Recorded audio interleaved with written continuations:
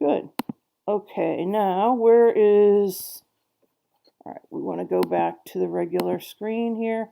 Okay, so what I want to do is do the equation for you. So I have R is equal to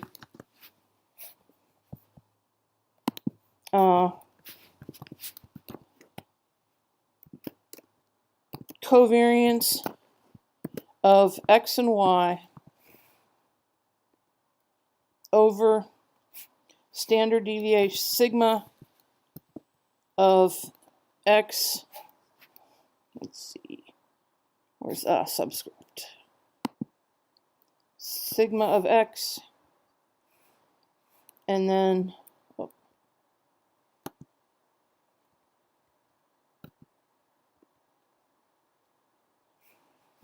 sigma.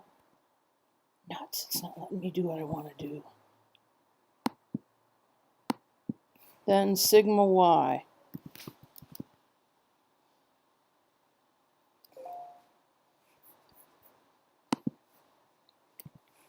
Okay.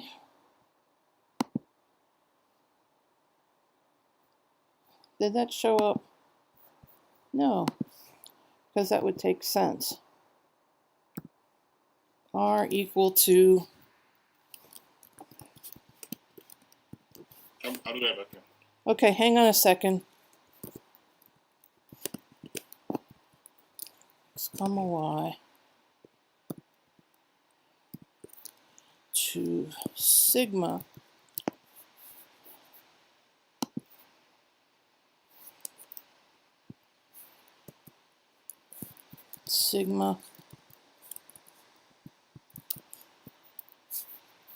subscript Y, close that.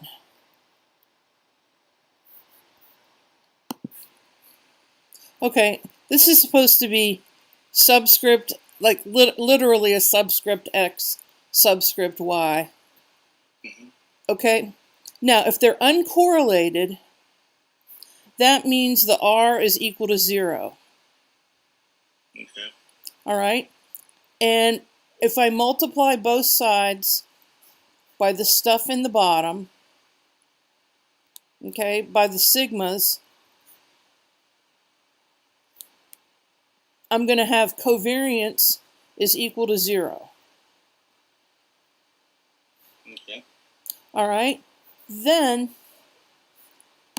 our next equation, always by definition, is the covariance of X and Y is equal to, if it has a weight on it, covariance of X comma Y is equal to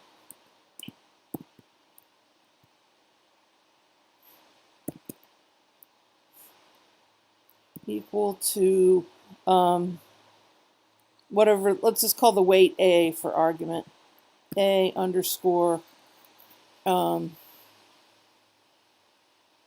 X of, or X squared, sigma X squared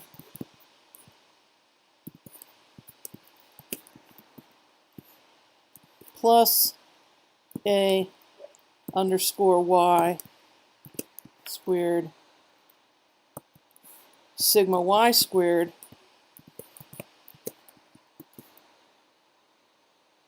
What program is that you're using? LaTeX, and if it's plus, it's going to be 2A underscore X A underscore Y, and then sigma underscore X sigma underscore Y. Nuts, go away. Come on, move. There. Okay, now that's better. So if the covariance is equal to 0, all right, you're still going to have your weighted values here, if they're uncorrelated, then this term is equal to 0. Okay? Mm-hmm. So we would say, all right, left-hand side is equal to 0. And if you look at this, the only thing that could happen is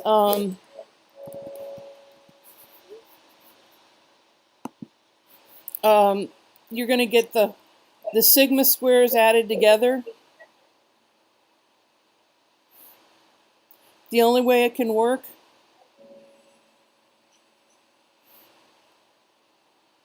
Okay. Okay? So that's how it works. So how do you calculate this in our program, which is what he's saying? Oh, okay. So what you're going to, well, you don't even need, you don't even need R for this. You just add the two of them together. So you're going to have 0.2 plus 0.2, and that's going to give you 0.4. Okay, one second, let me just... So it's not going to be just 0.2. You're going to add two of them together.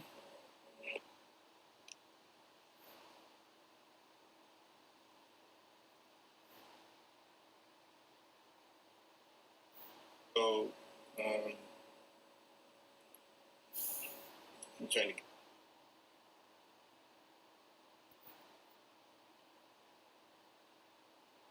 Everything is, your screen is really dull. Okay, let me see if I can, is that better? Right. I think that's about as high as it'll get.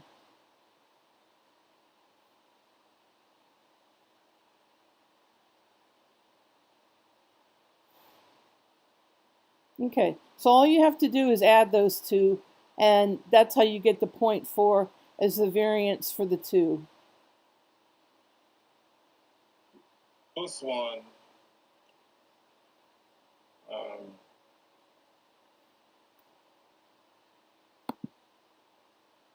Okay?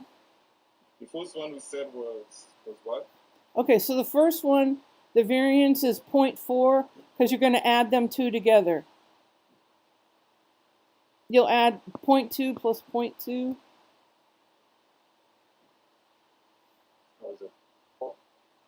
Mm-hmm. First one? Yes. Uh-huh. So 0.4 is not one of the options to the answer. There are 0.1, 0.2, 0.17, and 0.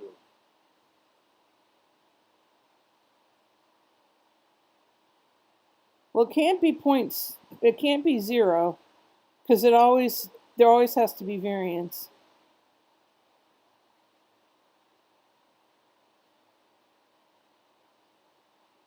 Okay. What are our choices again? It can't be 0.2. And then it's 1 or 0.17. Wow.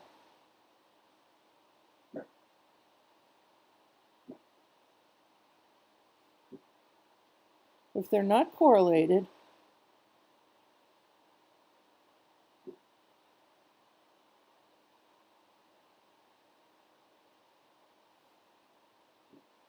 I'm going to pull up R for a second and just look at it. Okay. It's something.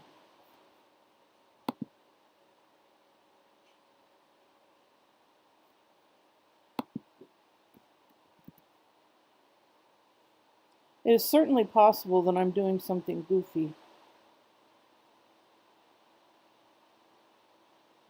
Because it happens.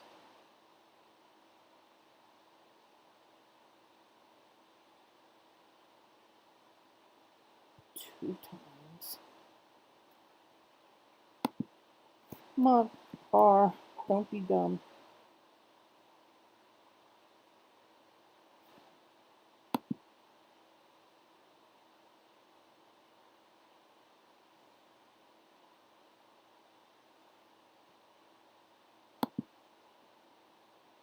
Gee.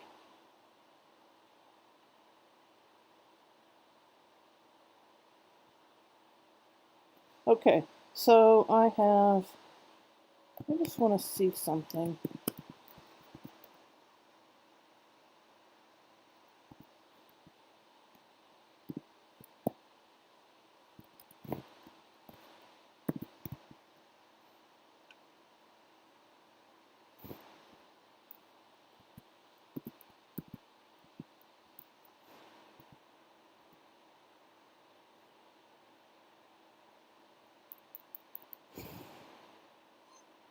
I have no idea where they got 1.7 from. No, 0.17. 0.17? Yeah. And 1 is 0.17, 0 is 0.2.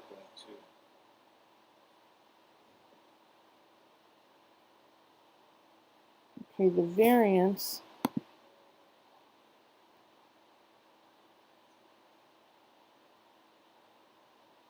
Okay, students should perform or use R to perform their computation. All right, is there somewhere in here that says what the... Oh, gee, I'm being so stupid because of the weighting. I forgot the weighting scheme. Okay, so the weight is 0.5. So we have 0.5 times 0.2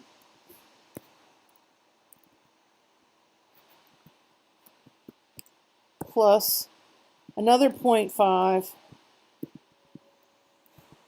I'm sorry about that. That was totally my fault. Oh.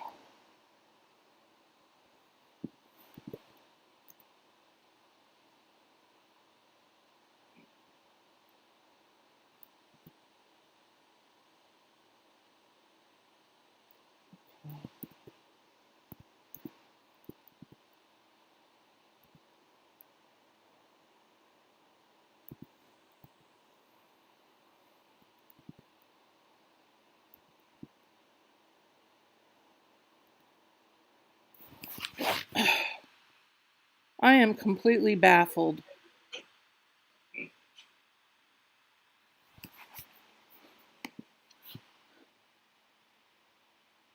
If they have the same variance and they're equally weighted,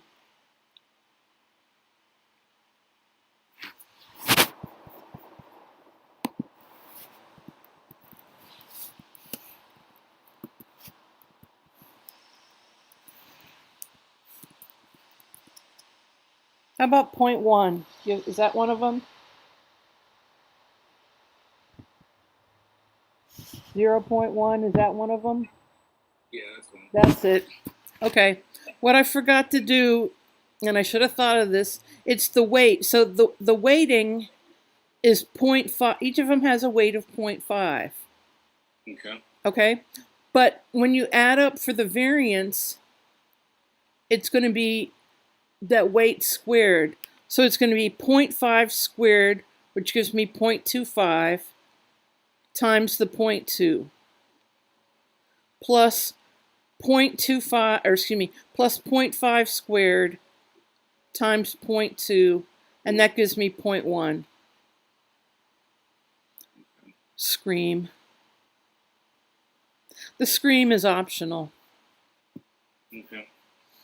Oh, I can't believe I did that. Yes, I can. All right. So the answer to that is 0.1, and is it true? No, it's not true. Okay. If the assets have a correlation of 1, perfect positive correlation, what is the variance of the equally weighted portfolio? Okay. So I'm going to use, so we're going to have 1 is equal to, before I put anything in, we need to find the covariance of, what is it, A and B over standard deviation, or excuse me, the square root of 0.2 times the square root of 0.2. But when you think about that, it's just going to be 0.2, yes? Mm.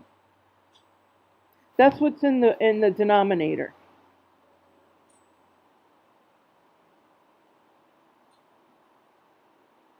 Okay. Okay?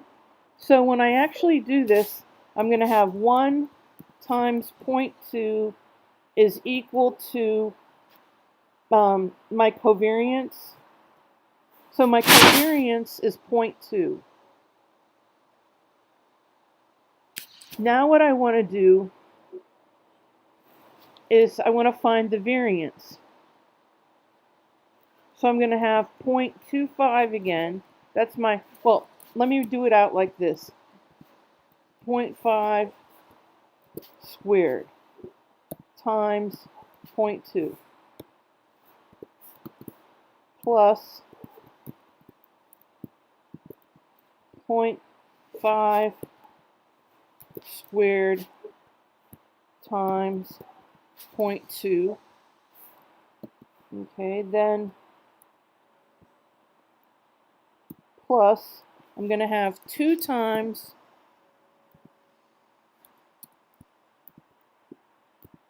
0.5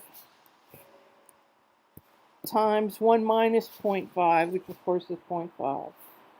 And then times the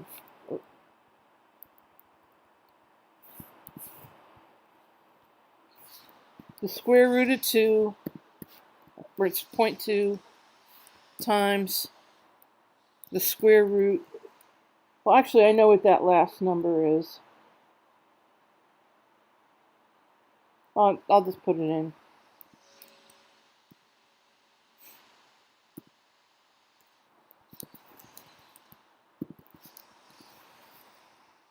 And when I wave my hands around, I'll still get 0.2. Is that one of the options? Yeah, 0.2, Yep. 0.1, 0, and 0.003. Okay, it's 0.2. Okay.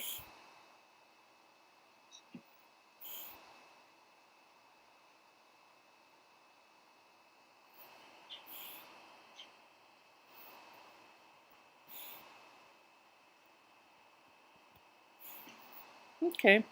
Yeah, because it's 0.25, so it's 4. It's 1/2 times 0.2. Yeah. Okay, so that's that one.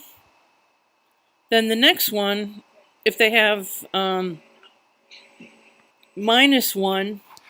then the difference between these two is just going to be the sign's going to change here in the middle.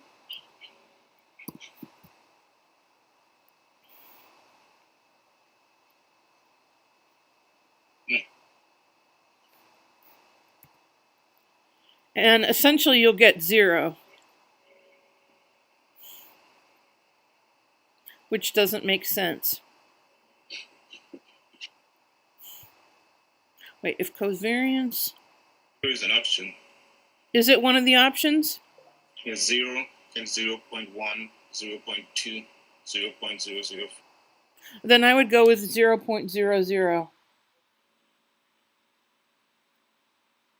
No, 0, 0.1, 0.2, and 0.05. Okay, go with 0. You're saying that that number is more or less close to 0? Uh-huh. Yeah, because there's 16, a 0, a decimal point, 16 zeros, and 138. Close enough for me.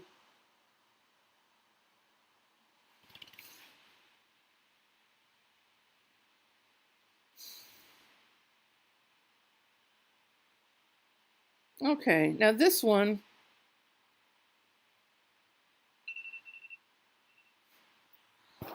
okay, so it's 2 times covariance.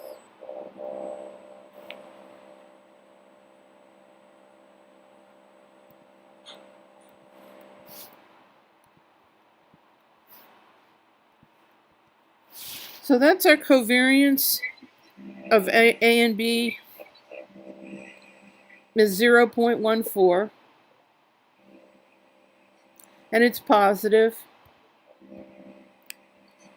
So we can actually kind of clean this up a little bit.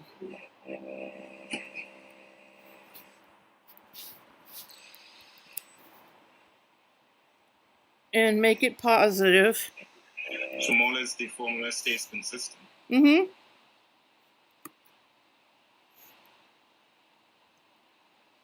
And it should be 0.38, positive 0.38.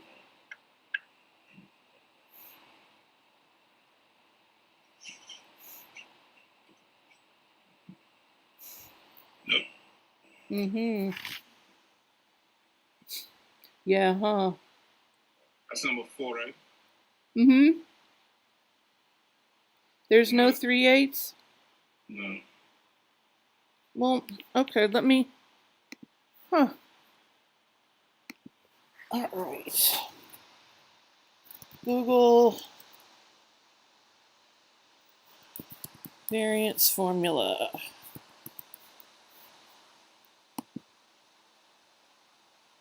Not that one.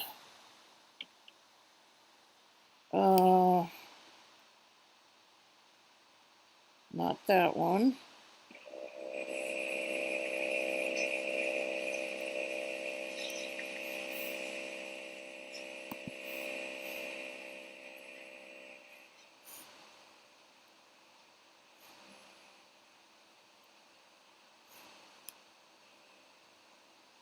Okay, how about theoretical variance? Population variance, that's really what I want.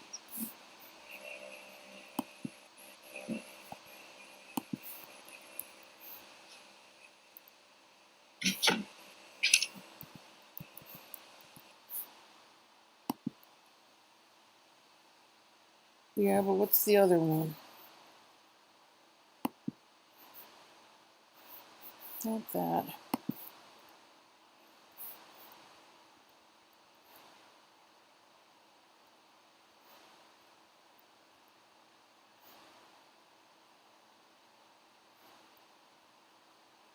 Science buddies. That's a scary thought.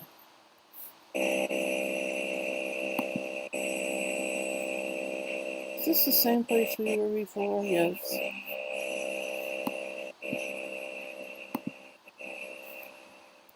Okay.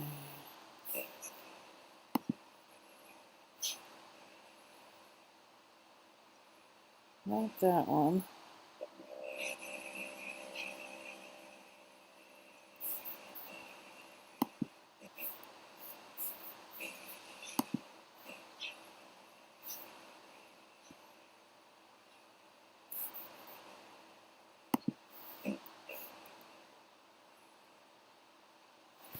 Okay. Google.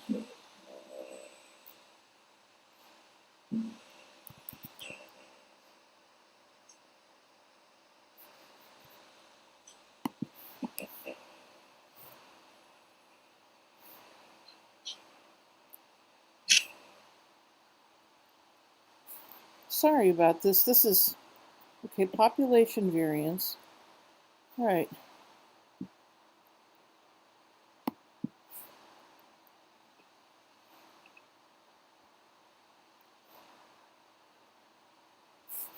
Well, okay.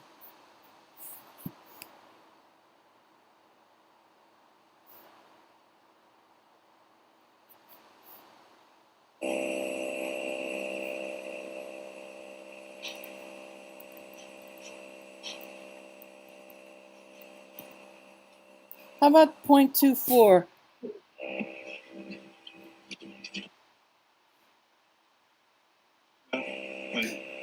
Oh, I know what I did. I took out the weights again. 2 times 0.5 times 0.5. That's it. I took the weights out. Okay, how about 0.17? Sorry. Jeez. Is that the only area that we needed to put the weights? Yeah. What a dope. Okay, and then the next one is minus 0.7. So we just changed in the sign. Yep.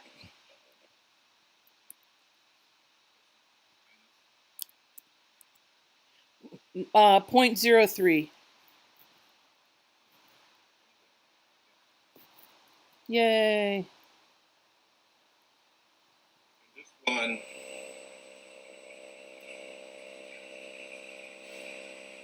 the risk very rate 82%. Consider two different portfolios.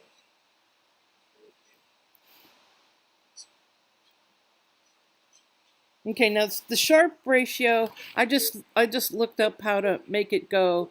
I don't know which one. I don't know anything about it other than how to calculate it. So you're gonna have to do 9 and 10. That's your hit, but I can help with 6, 7, and 8.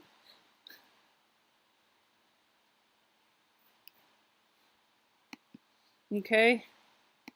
So we don't know 9 and 10. I'm sorry. Yeah. Okay.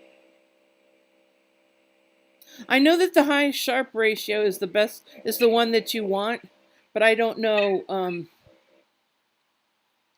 I don't know what other name it has. So 6. Okay. So you pull up the Sharpe ratio. Mm-hmm. So what we do for that, you're gonna have 0.05 for 6. You're gonna have 0.05 minus 0.02. That's in the numerator, divided by 0.01. Okay, so there's the expected return minus the risk-free rate divided by the standard deviation. So is that 0.5 the weight? No, that's the, you don't have to worry about the weights in this one. Okay. And you should get 3. So that's the Sharpe ratio, and this one is just 3.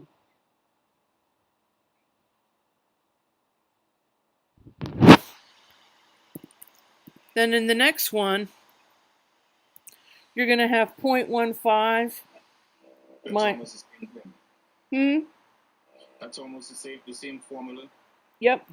And you're just going to change out the 15 where the 05 is. You're going to subtract out the 0.02 and divide by 0.05. And you're going to get 2.6. Yeah. So the better one. Hmm? Number 7, right? Yeah. Mm-hmm. 2.6. So the better one is actually Portfolio A, even though you wouldn't think so because it has a smaller expected return. Yeah. It's actually better because of a higher Sharpe ratio. Even though it's higher? The Sharpe ratio is higher, so it's better by that standard. Okay. So that was 8. We want to pick Portfolio 8. So not. I'm sorry. That was what? 8 is Portfolio A. Oh yeah. Right. So the higher the Sharpe ratio, the better the quality of the portfolio. Yes. Uh-huh. Okay. I mean, using that, I would guess 9 would be C.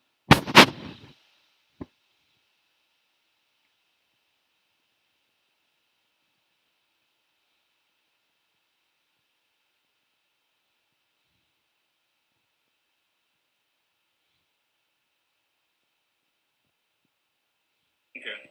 And then if we use that definition, then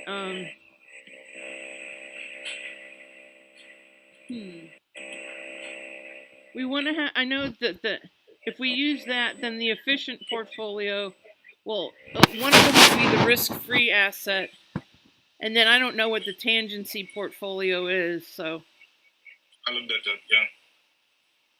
Okay, I look up those two. Yep. And that's it. Okay. Okay. That's good. All right. Well, thanks. Thanks. Appreciate it. Okay. You take care. Okay. Bye-bye. Bye. Cool. You gonna send? Oh, you. Oh yeah, You're I'm still here. I'll end the lesson and save the audio file. I'll send it to you via email. You've sent me stuff via. No, I'll send it on Wisant, so it'll be a big. You'll get it. Okay, go to this. Oh no. Is it still recording?